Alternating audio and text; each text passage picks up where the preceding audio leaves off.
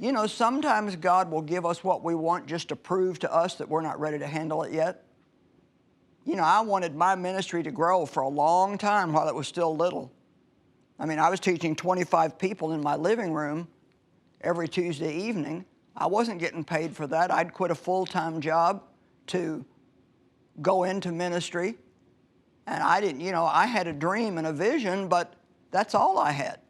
Well, you know, it's challenging to hold on to things like that when you don't see anything in the natural.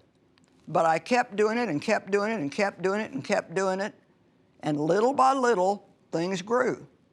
When it was time for me to leave that Bible study situation, I ended up going to work at a church, and they asked me to lead a women's meeting there, and that became quite large.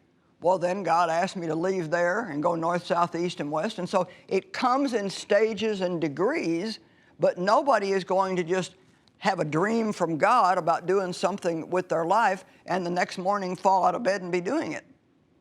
God shows us the end from the beginning sometimes, and we don't realize that we still have to go through the middle. Think about that.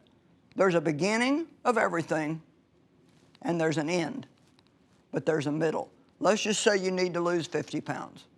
Well, it's not really that hard to begin.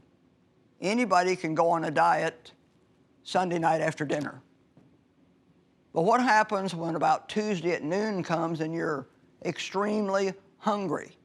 Well, that's when this discipline has to come in, and you have to be willing to suffer some, realizing that if you keep doing what's right, that you are going to get a result little by little. Now, I know some people have physical things wrong with them. They may have medical things that are going on that prevents them from being able to lose weight. But I'm talking about just normal situations where people have not taken care of themselves.